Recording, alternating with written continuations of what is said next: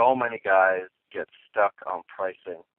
And to be honest, there's deep psychological baggage that is behind most of our self-limiting pricing beliefs, and I'm not a psychologist, I'm not a psychiatrist, but I've come to realize that that's a big part of what needs to be overcome. But just from like a strategic execution point of view, here's what happens when you price things high. People actually consume them and they pay attention to them. And because of that, they extract more value. Hey guys, welcome to the Quick Talk Podcast, the only show handcrafted for small business entrepreneurs looking to explode their business. It's time to get your mind right so you can get your grind right. Are you ready?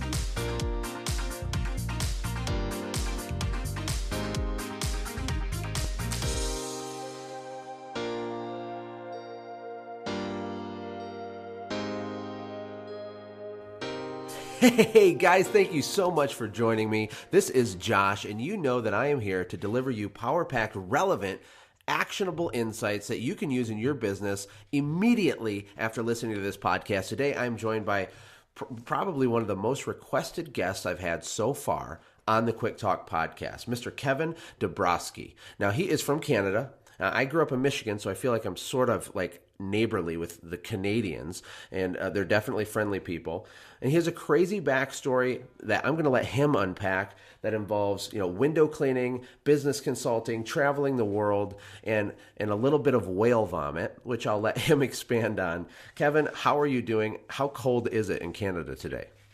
I am well, thank you very much. And I'm not sure how cold it is in American temperature, because in Canada we measure by Celsius, but it is 5 degrees centigrade.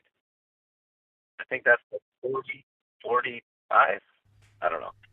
So it's not too bad by Michigan standards. Now in Costa Rica, it's 90 degrees every single day. I know that you love to travel. I see lots of pictures on your Facebook of you on beaches, and you kind of sneak away for a lot of vacations. I'm guessing that's why you do what you do, is it gives you a lot of elasticity in your schedule. Is that right?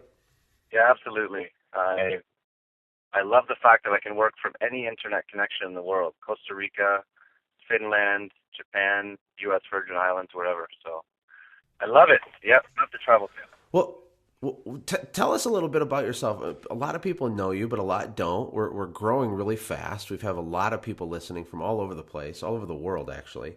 Can you spend a couple minutes and just tell everybody who you are and kind of how you got into window cleaning originally, and then how you've long transitioned out of that now, and we'll get into that. But just give us a little brief insight there. Sure. So I'm 42 right now. When I was 25, I got married and moved to downtown Toronto with my wife. She was living there already, and I started up as a franchisee for a window cleaning company that had 4 or 5 guys like me, just working 2 or 3 days a week, part-time. I had never washed a window before, but I heard this window cleaning thing was a good business, so I got into it. And for 4 years, I worked as a franchisee, giving away 30% of every dollar I earned to the mothership. And then after 4 years, I ended up going on my own for the first time. Very scary, but I went for it because I experienced some good results as a franchisee trying to land big fish, and I thought I can do that for myself. So I jumped in with both feet with 0 clients, 0 leads, 0 revenue, 0 prospects even in May 2003, and opened up a little window cleaning company called Painless Perfection. Well, and I remember Painless. A little bit of my history is you were a lot more established when I was just kind of getting into the business myself. And because I had heard about you on the forums, Window Cleaning Resource, everybody was following what you were doing. I remember you telling a story about a $30,000 month that you had. I'll never forget that, because I was just getting to the point in my business where I was thinking, is this really possible? Can you make $5,000-$10,000 a week cleaning dirt off glass? Because we all have self-limiting beliefs sometimes, and one of mine was just what the top end really was for my business. But your book, $600 an Hour, which was the first book of yours that I read, really just opened my eyes up. And really from about that time for me, is when everything pivoted. My mindset changed, and I understood the real potential with not just this business, but really any business. When you were at your peak with Painless Perfection, what was it that got you really interested in pivoting out of the window cleaning? Because you ended up selling that company, if I remember right. Can you tell us about that process for you and kind of what motivated you to go do what you're doing now? Yeah, sure. So in May 2003, like I said, I started Painless Perfection. That first month, I remember, I made like $135 or something that first month, May 2003. But 4 years later, in May 2007, I had my first $30,000 month, like you said, which was pretty cool. So I had managed to land a bunch of cool clients and even some big jobs, and it was just little old me. I mean, I wasn't a big company at all, and yet using some cool marketing tricks and methods and tools, I was able to have this little bit of success. And people started to notice, like you said, including a random guy.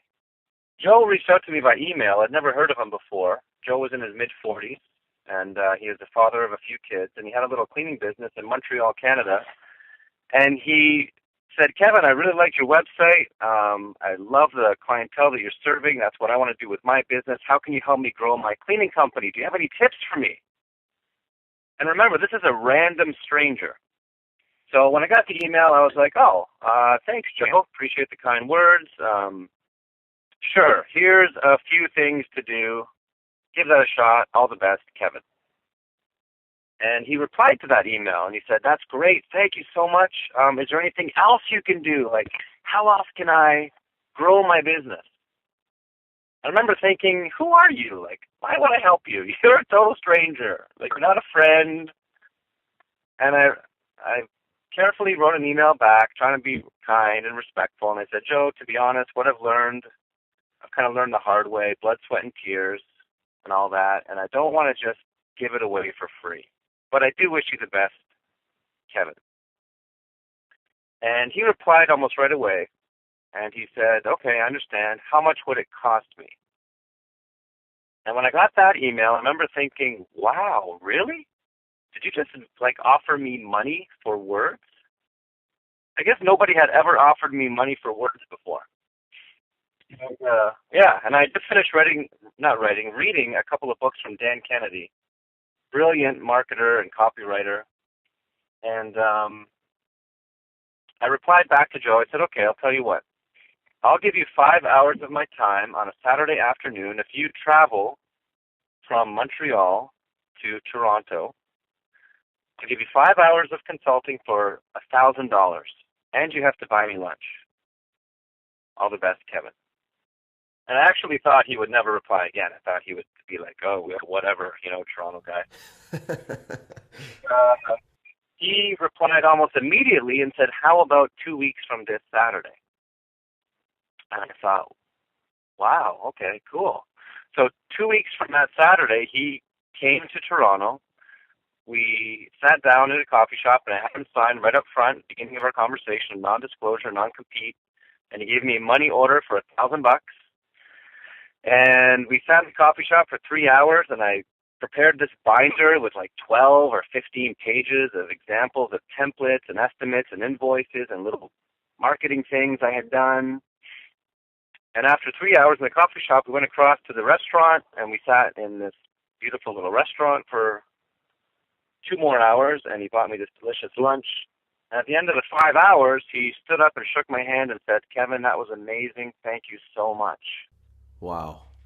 So not only did he give me $1,000 for 5 hours, but at the end he was grateful for the privilege of that opportunity. And I went home and I thought, man, I wonder how many other guys would love to shorten the learning curve. And of course, now in retrospect, it's obvious, right? It always is. Yeah, it always is, right? So we would be so dumb if we didn't spend that $1,000 to save ourselves 3 years of learning the hard way. Absolutely.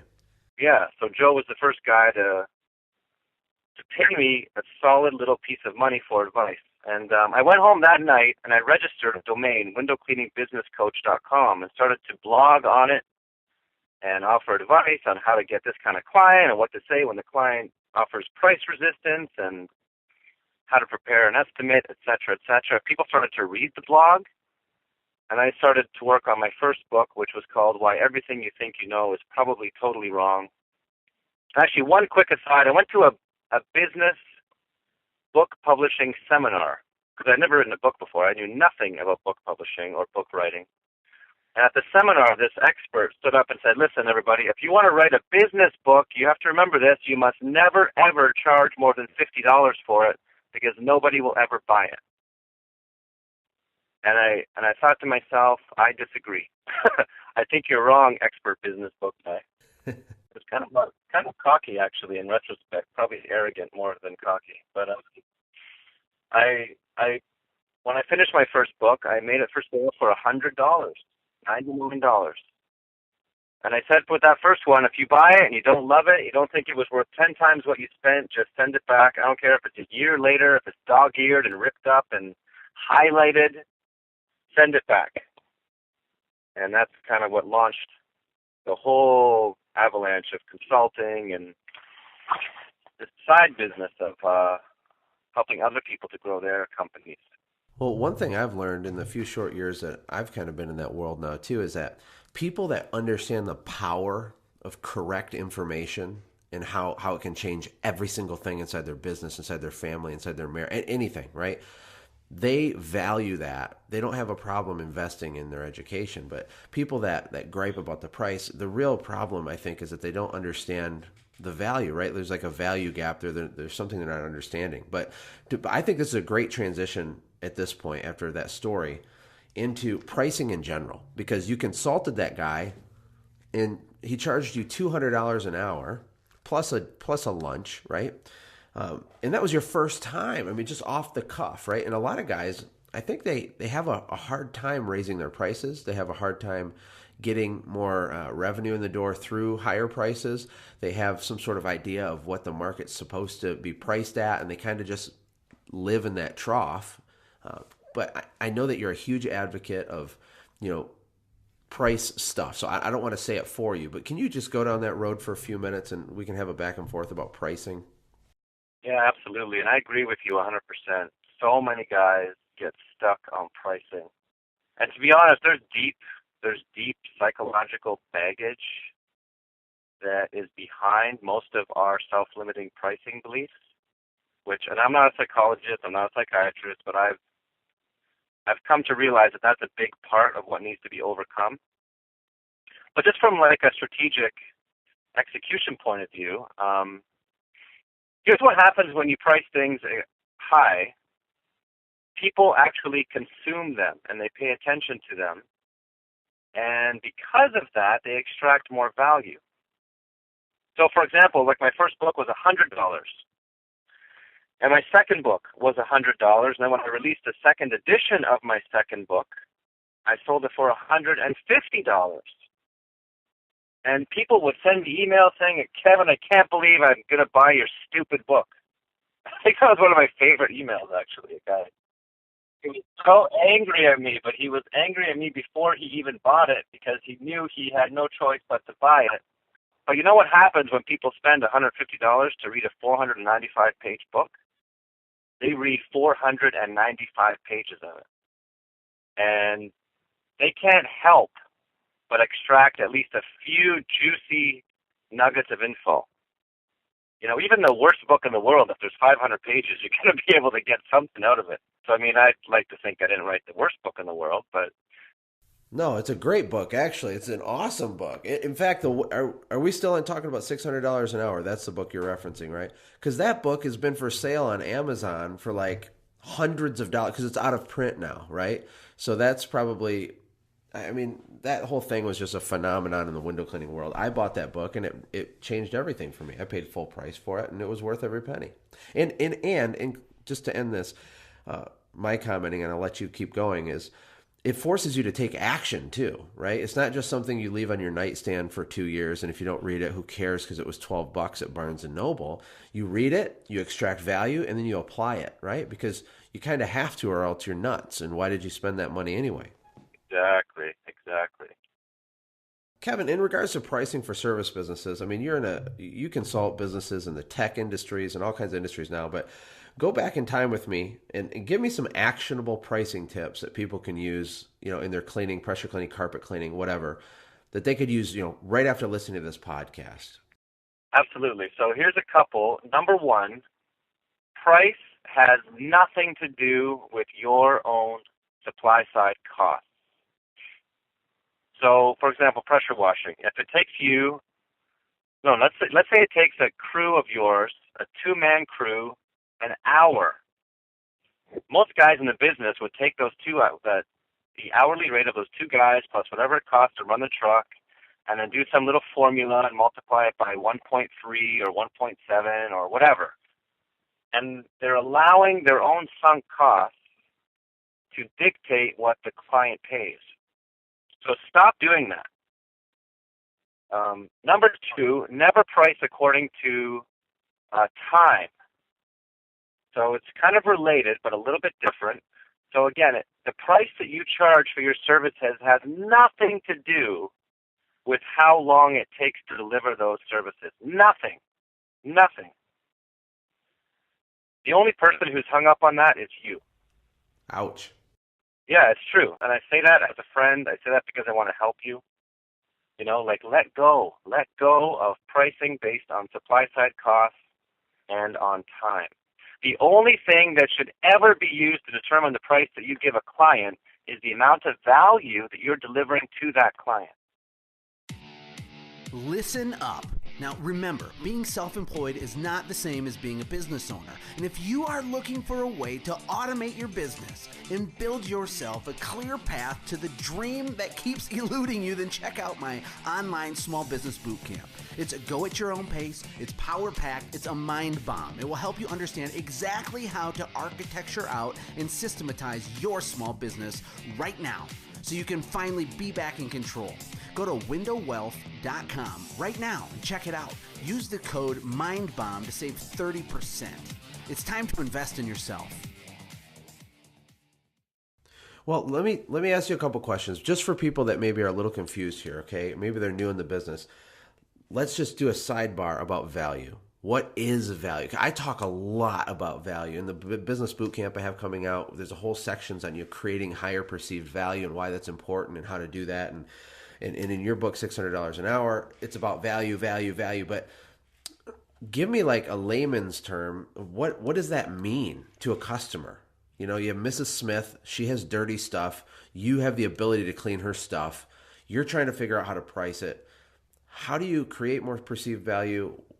How do you understand what her value really is? Just give me something about explaining value a little bit. Sure. You just used the most important word that can ever be used to understand value, and that is the word perceived. So there is no such thing as absolute value. There is only perceptions of value and relative value. And one example I can use very quickly is wine. When it comes to wine, I am a poser. I am a fake, and I am very happy with my $3 to $11 bottles of wine.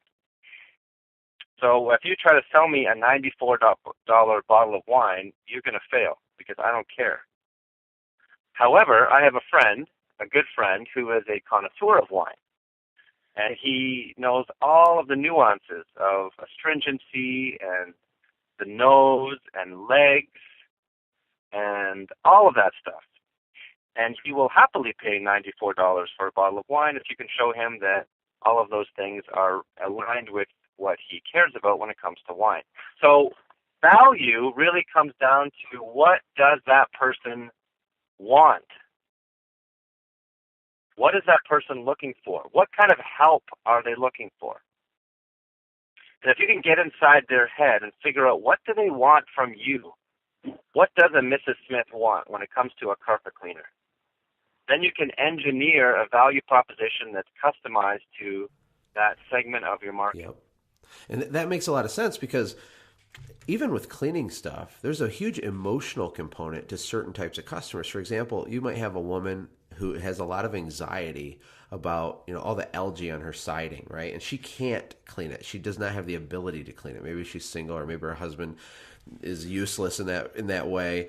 But the point is that she's not just purchasing, dollar per hour pressure cleaning services. She's purchasing the reduction in anxiety and peace, like that feeling, right? I mean, am I being too cheesy, or is that really, really what we're saying?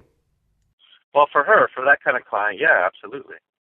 And even with money or precious metals or anything, I mean, we all kind of collectively agree on the value, and that's what makes the system work, right? But I think what you did with your business is you niched down.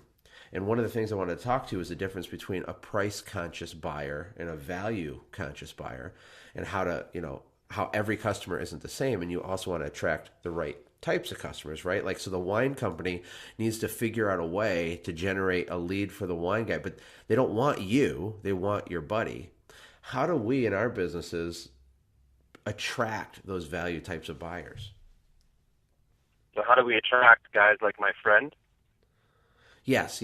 Or for whatever business we're talking about. I mean, because for two different people, you might say, look, it's $1,000, I can wash your house. And the one guy just doesn't see the value in that, because really he was going to do it himself anyway. He's not intimidated by it, and he just was being lazy. And so maybe he's like, nah, but for the other person, they're like, oh, thank God, now I can. Is there a way that you can use marketing copy or whatever to attract value conscious buyers? Yeah, I think the answer to that question is you have to get inside their head. You have to adopt their worldview so that you actually see the world as they see it. And then you have to provide them with razor-sharp clarity on how your value proposition addresses their wants head-on. And I think it's important to point out that all of us are a combination of these two kinds of buyers, by the way. So all of us are price shoppers, and all of us are super dumb when it comes to some things, and we spend crazy amounts of money on some things. And our friends make fun of us because we do that, because they're like, they don't get it. Yeah. So to use true. your pressure washing analogy, there might be a rich guy, and actually almost all the guys in the pressure washing, window cleaning, carpet cleaning world I've talked to, they complain because they're like, there's this guy, he's worth like $50 million, and I gave him a price of $299 to wash his roof, and he's like humming and hawing. But that guy's not being cheap. It's just he doesn't care. Because that same guy, the next day, might drop $20,000 on a putter, a golf putter. The guy, so it's not cheap. He just doesn't care. So if your question is, how do we? So there's two answers to your question. Number one, if we are fortunate enough to have people in our area that do care, then we can rub a little bit of salt in the problems that annoy them to kind of sell the problem a bit more in our marketing copy, and then hit them head on with how our solution delivers the relevant value that someone exactly like them is looking for. And that is how... That's gold. Yeah. This is gold. I mean, this is unbelievable. I think when you're coming out of a mentality, though, Kevin, where you're trading your time for dollars, and we do that as employees, right? And even in school, in grammar school, we're trained to get a job. We're trained to get a job. And what does that mean? It means you trade your time for dollars. I mean, it's beaten to our heads from the earliest ages. It takes a minute to come out of this stupor. I mean, I know for myself, it took a minute, Can we spend a second talking about having a clear conscience while delivering huge value and getting way higher prices? Because you talk about that in your book as well. I felt weird the first time I charged someone double, I felt weird, almost like bad or dirty or something. Now I laugh at that because it's absolutely ridiculous. But I had these self-limiting beliefs. I know a ton of people listening to this also have the same types of beliefs. How do we break that? How do we understand what you're saying is truth and apply it into our life? Is there anything you can offer to help us with that? That's a great question. I mean, it's a tough question. I guess the answer to that question is you have to identify it as a belief. And beliefs can be changed. Beliefs can grow. Beliefs can be traded for other beliefs in the face of evidence. Accurate information that can inform a belief to reshape it in a new direction. So the bottom line is, many people have the mindset that bad people get rich and good people earn peanuts. So when we start to consider the possibility that maybe we could earn twice as much as we're earning now, or 3 times as much, or 4 times as much, deep down it feels like we're turning into a bad person. It feels like we're being greedy. I think that's the word, greedy. Yeah. And we're all programmed to hate greed. And to be honest, I do hate greed. And greed is an ugly, gross, undesirable trait. And I never want you ever to be greedy. And I never want your listeners to feel or act greedily. However, that's very different from delivering a huge amount of value. Like, at the end of the day, the client determines whether or not you are delivering the value you promised.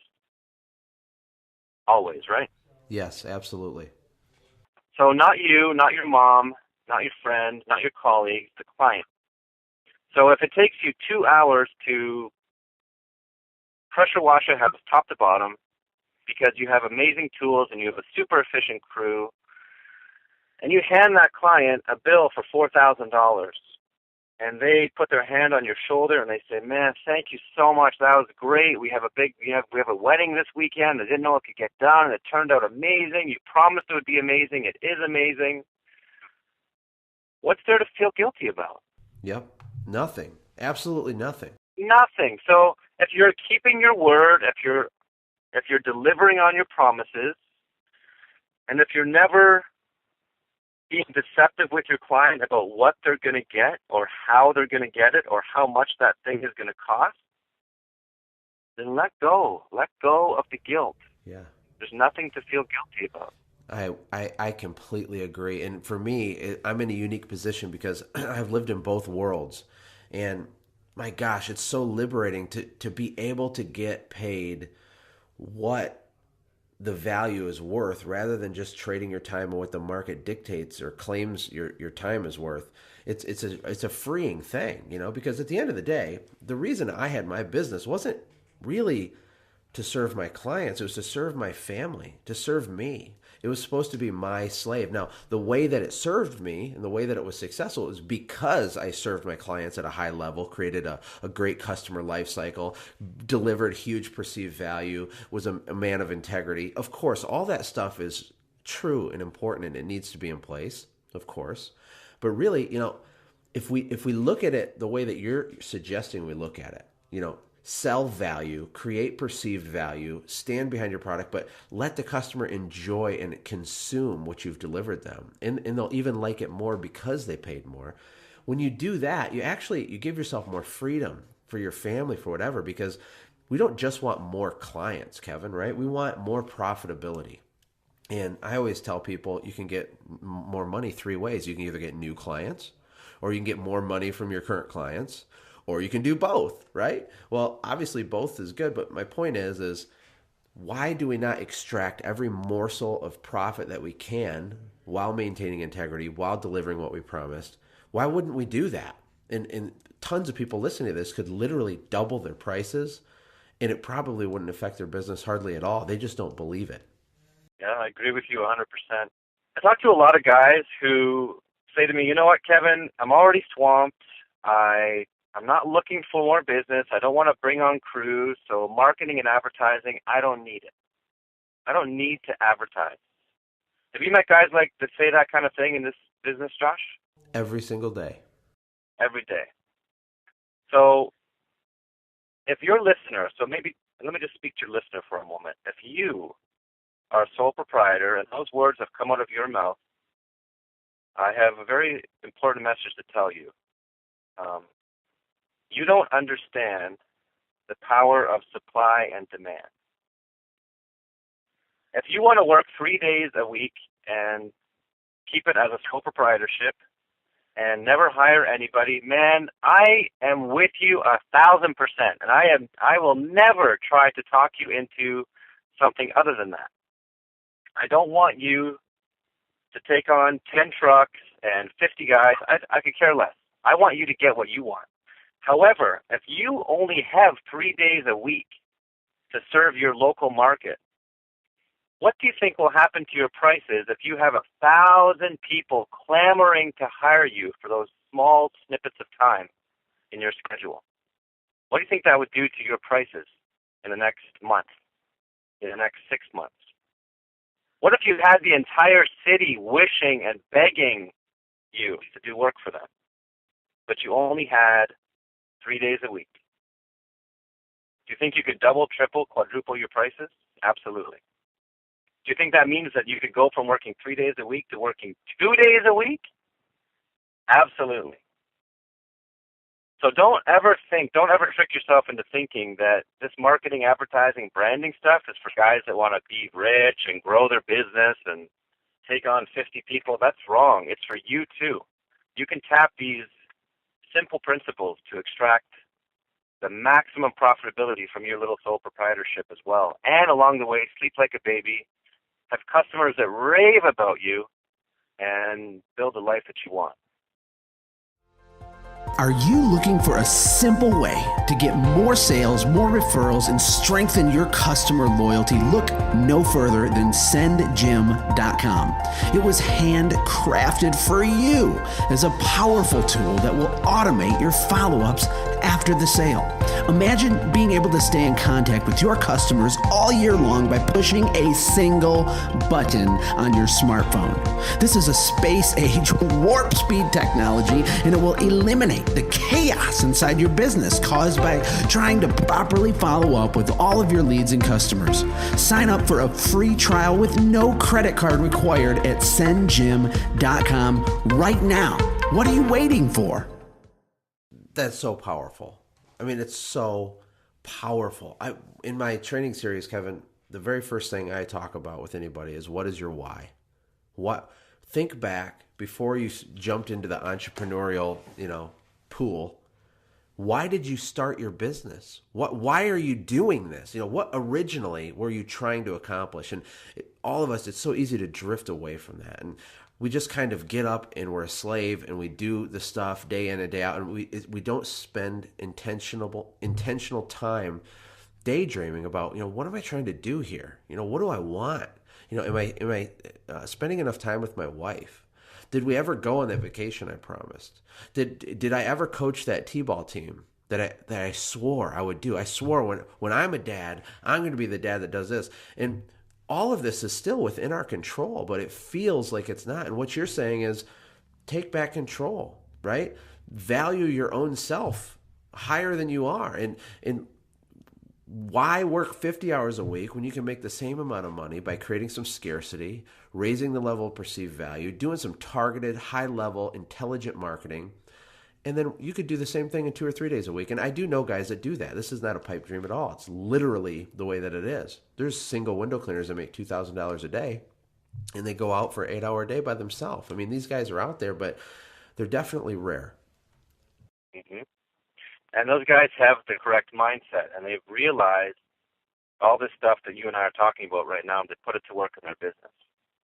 That's the only difference. They're not geniuses, and they don't have any special insight. It's just that they've recognized the power of these simple principles, and they put them to work in their business. Yeah. Do you mind if I just briefly speak to that mindset a tiny bit more about pricing? I think it's great. Roll, Kevin, whatever you want. This is good stuff. We are all products of our environment growing up. And everybody has heard that expression that we generally will earn an income that is the average of the 5 people closest to us, right? You've probably heard that. Yeah, I have heard that. So let me ask you, do you say that's true of you? Actually, yes, I would say it's true of me. And as my circle of influence has changed, my income's changed too. And it's not a coincidence. I do believe that 100%. Mm-hmm. Okay, so that being said, And of course, our parents are some of those key influencers when we're in those formative years growing up, from childhood through adolescence and adulthood. Yep. So if our dad or mom, when we were growing up as a little kid, was a blue-collar worker and worked 40 hours a week and slaved hard, woke up early, never called in sick, worked like a dog, and made $60,000 a year, we would wake up thinking good, hardworking people make $60,000 a year. And subconsciously, that little price tag would be hung around our neck. But simultaneous to our upbringing, there will be a kid a few cities over whose mom or dad is a lawyer. And they work 40 hours a week, and they are honest and ethical, upstanding citizens. They are moral people. They help their clients. They deliver on their promises, and they make $300,000 a year. That kid, who's the same age as you, will end up growing up thinking hardworking, moral, responsible, honest people make $300,000 a year. You know what I mean? Absolutely. I mean, this is just gold. And it's Yeah. true. It's true in my own life because I come from that blue-collar background myself. I mean, my parents to this day work very, very hard, you know, and you're absolutely right. I call that a self-limiting belief. But yeah, continue. Well, all I was going to say is there's no upper limit to that whole world. It's funny, yesterday I watched this little video of Mark Zuckerberg and his wife with their little baby, and I think Mark wished the world Happy Lunar New Year or something in Chinese. I don't know if you saw that. No. But, yeah, so he's been learning Chinese for 5 years, Zuckerberg, you know. And he posted this little video of him talking Chinese for like 2 minutes. It's pretty impressive because Chinese is hard. But anyway, I was thinking of that little baby girl of his daughter. She's going to grow up thinking, you know, people who work hard and who help others, they should be worth $30 billion. You know, like I don't think she's going to wrestle too much with a self-limiting belief system relative to the rest of us. No, it won't be the same. It won't be the same, but perhaps in a weird, ironic twist, it will be limiting to her because she'll be like, well, 30 billion. Let's not get crazy, you know, like good people make 30 billion or they're worth 30 billion. But even that is bogus because it's a price tag that randomly was chosen by the people around us. Yes. And that's the takeaway. Like, don't let other people hang a price tag around your neck. Absolutely. I mean, and we all do this. We don't realize it. And one of the reasons we don't realize it, Kevin, is because we're too busy being busy. Like, for me, one thing I struggle with to this day is, like, if I'm not really busy all the time, I feel like I'm not doing a good job or I'm not working hard enough, and that's just not true. It's irrational, but it feels true emotionally to people. So we're busy doing really nothing, and it's really important, guys, to take time out to just think. Just talk to your spouse. Look at your business. You know, talk to a mentor. You have to schedule this time or it just gets away from you and you'll never do it. But you should have time every week or at least every few weeks where you just think about what you're doing, what your goals are, what is your why, you know, am I pointed in that direction? What can I do to pivot and tweak and optimize what I'm doing? But anyway, you know, Kevin, this is just absolutely awesome. Really, really good stuff. But I want to talk before we go, though, about whale vomit. And really interesting book title. Great book. I think it's out of print right now. I saw that one for sale on Amazon before this interview. I looked it up. It was for sale. Someone's selling it for like $200 or $300 on Amazon or something. But can you tell us about that book and what the future is for that and what the concept of whale vomit is? So the sperm whale is that Moby Dick whale, right? That giant, 60-foot long, weird rectangular head whale. And I think there's a movie coming out right now. There's one out with one of those, I forget the name of the actor. Anyway, about the story that inspired Moby Dick. So people probably will have the idea in their head of what a sperm whale looks like. But the sperm whale itself is this unbelievably amazing creature. It is the biggest carnivore on the planet. It has the biggest head of any creature on the planet. It has the biggest teeth of any creature on the planet. It's the deepest diving mammal on the planet. And it's just it makes the loudest noise of any creature on the planet. Wow. So among all these things, on this sperm whale's resume is its ability to dive for more than an hour at a time on one breath of air. And during that dive, it will go down a mile sometimes, almost a mile deep in the ocean. And it will look for giant squid to feast on. And giant squid themselves are the size of those little mini school buses. And sperm whales slurp them down, these giant calamari. The only problem with, loving giant calamari is that giant squids themselves have these razor-sharp beaks that they eat fish with, and these little hooks on their tentacles that they grab the fish with and pull it towards their mouth. So when the sperm whale is slurping this razor-sharp chunks of organic material from the squid through its digestive system, it actually has the potential to disembowel the sperm whale from the inside out. They're so sharp. They're like razor blades. Oh. So the sperm whale has this bizarre, unique digestive mechanism that somehow recognizes whenever there's these razor blades inside of it, and it coats these beaks and talons and hooks with this goo, and then it barfs them back out into the ocean. So this bundle of sperm whale vomit that's, maybe around the size of a soccer ball, somewhere between a grapefruit and a soccer ball, will be floating along the ocean, and the salt water, over the course of weeks and months and years, actually changes the composition of the whale vomit. And it acquires the properties of a fixative. And fixatives for hundreds of years have been used in the perfumery industry to stabilize volatile compounds like perfume. So, perfume for a long time has been made mostly of alcohol-based products, but a fixative is what locks in that alcohol and prevents it from evaporating. And even today, in 2016, big name brand perfumes, and perfume, I'm not going to say exactly which names because the official list is a little bit fuzzy and people don't openly admit it so much anymore. But as of a few years ago, Calvin Klein, Gucci, J.Lo perfumes, they were still, Christian Dior, they were still using and are still using whale vomit in them because it's such an amazing fixative. Now, as you can imagine, in today's world, the world basically has agreed that it's bad to kill whales.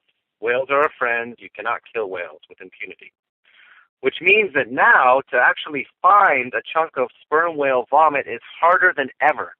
You have to either find it floating on the ocean, you have to find a giant dead sperm whale washed up on the beach and slice it open and hope that you win the whale vomit lottery. But it's difficult to come by. Now, just to step back and zoom out for a minute, because sperm whale vomit is incredibly valuable to the perfumery industry, because it is incredibly unique in its ability to deliver value, and because it's unbelievably rare, it's also what? Super, super expensive. Am I right? Super, ultra, ridiculously expensive. And sperm whale vomit in 2016 sells on the open market for between $6,000 and $9,000 a pound. And if you Google it, sperm whale vomit, just Google sperm whale vomit. It's probably going to feel weird to Google that, but you'll find stories of these 11-year-old kids walking their dog, stumbling upon this chunk of sperm whale vomit and selling it for, tens of thousands of dollars. So my book, The Whale Vomit Method, is all about how we can turn you or your brand or your products and services into whale vomit by following that exact same three-step method, by ensuring you deliver relevant value to the market you're trying to serve, by ensuring you are absolutely unique in your value proposition, and then tapping the power of scarcity and manufacturing scarcity in many cases to extract the maximum revenue potential of your business from the market. Let me just say that one more time for everybody listening.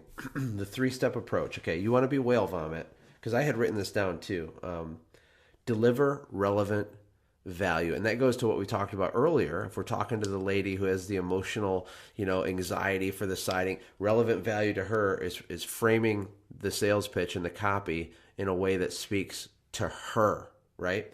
And then you have number 2, be absolutely unique. I love how you didn't say be unique. You said be absolutely unique. So there's no other whale vomit other than the whale vomit, right? It's like one of a kind.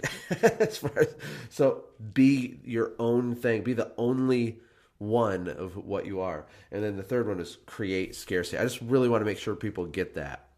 Please keep going, Kevin. So the diamond industry is a great example of manufacturing scarcity. The whole diamond world has given all of us the perception that there is this unbelievable shortfall of little shiny carbon-based rocks in the world. And that as a result, we must pay thousands and thousands and thousands of dollars for each of them. And that's completely manufactured because, in fact, there is more diamonds than we could ever know what to do with them. But they have created this illusion and perception of scarcity. So you can do the same thing with your business. Going back to the sole proprietorship example, if you only work 3 days a week, then you have a very hard limit on the supply available. You only have 3 days a week that you can schedule work for your clients. But if you have 1,000 people looking to do business with you, you have the choice of either building more crews and serving all of those 1,000 people, or you can say, I'm sorry, but we only have 12 openings in our schedule for the month of June. Who wants them? Kind of thing. So scarcity is simply limiting the availability of an offer, the availability of a product by either time or by number. So a certain number of customers are only available for a certain amount of time, and any business can leverage those powers of scarcity. Absolutely. I mean, that's an easy one. I mean, we can all do that. We can do all that starting tomorrow. I mean, we can, take some of the things maybe that our customers take for granted and repackage them as either limited offers, limited times, or only available in this window, or only if you do this, you get this, and just get creative with it. But doing that at all would help us drive higher prices, correct? Yeah, absolutely. And actually, I probably shouldn't have used the diamond example because we just finished talking about having a clear conscience and sleeping at night and not being deceptive. And the argument could be that the diamond world is actually deceptive because they're only pretending that there's limited supply. So we don't want to be deceptive ever. So what you can do instead is simply say, listen, there is only 12 spots. But if you go on record as saying that, if you tell your customers there's only 12 spots, then how many spots are you only ever allowed to make available? 12.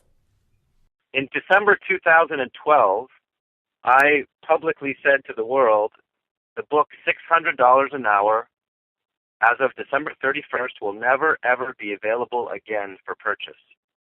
It is closing up forever. If you want one, get it now for $150 a copy. And I think that last week I sold like 27 copies of it because people believed me. But you know what? Since that week, almost without exception, every month somebody will email me or call me saying, hey, can I get a copy of that book? And you know what I say to them every time? There's none left. They're gone forever. It's gone forever. And that's going to really set you up well if you do that again because you're going to have people's attention. Right? And they'll believe you. So if you end up being wishy-washy and playing games, if you think that your market is dumb and that you're smarter than them and you're just going to dupe them, that is a completely wrong posture. And I doubt any of your listeners would ever even adopt that posture. But if you keep your word and you say, listen, there's only 12 spots, I know that you know what else would be cool, actually, is if you're sending out a mailer to your 500 people on your existing customer list, and you say, there are only 12 of these packages available, first come, first serve. tell each of those people that 511 of these letters went out today. That there's only 12 packages available, first come, first serve. See, so that's authentically, morally, honestly tapping the power of scarcity. And then just make sure when you hit the 12, you shut it down and you don't make any exceptions. You don't, let people sneak a few more in, but you end it. That's right. That's all it takes. Just keep your word. If you say it, that's all it is. Which sounds so simple, but that's the real secret to being able to use and manufacture the power of scarcity in a way that allows you to sleep at night. Well, I don't even know what to say. There's so much good stuff here. I can't wait to, do the full edit on this interview and re-listen to this, really. People are going to freak out. This is just full of value bombs. This podcast alone is worth money, but it's given away free. This is huge stuff, guys. Kevin, I don't know if you have any closing thoughts. I know that you're going to have some news with the whale vomit revisited or version 2 or updated or whatever you're doing. If you could speak to that, but I just thank you so much for your time. But in closing, tell us how we can actually get a copy of one of your books that isn't gone forever, and how people can contact you if they're interested in working with you. Cool. Yeah. So in May 16th, 2016, the second edition of the Whale Vomit Method will be released to the world online on Amazon, and it will be available in audio, digital, so Kindle, as well as print version. So if you want to learn more about how to transform your brand or your services into whale vomit, I definitely recommend picking up a copy of that book, The Whale Vomit Method. And I'll make a promise to your listeners. If they grab a copy, I'll make the same promise. Whatever you spend for it, I don't even care how much you spend on it. If it's not worth 1,000 times what you spent on it, I'll just send it back to me and I'll give you your money back. I'll make you that promise right now. And if you'd like to work directly with me, then just visit my website, KevinDubroski.com, and there are some consulting options there. I do have limited opportunities available for consulting, and that window gets smaller and smaller every month. But if I can help you, I'll try my best to make that happen. Yeah, and he's not kidding about that, guys. He is being really humble and kind of quiet, but he's doing some really, really big stuff, working with some really big players. Kevin, you really have taken it to the next level. I'm really proud to call you a friend, and I appreciate you spending time with me. I know you're super busy. It's really nice to connect with you. Again, just thank you so much. We all appreciate it. My pleasure. Thanks for having me on the show. Hey, thanks for hanging out, friends. And from all of us here at the Quick Talk Podcast team, we hope you loved today's show. We hope that you were inspired to become a doer and not just a listener. Apply what you've heard today in your own business and watch things change for the better. Lastly, remember that all the money in the world can't save your soul. Seek first the kingdom of God, my friends. We'll see you next time. For more information about the Quick Talk Podcast or Joshua's other businesses, visit our website, quicktalkpodcast.com. Have a blessed day.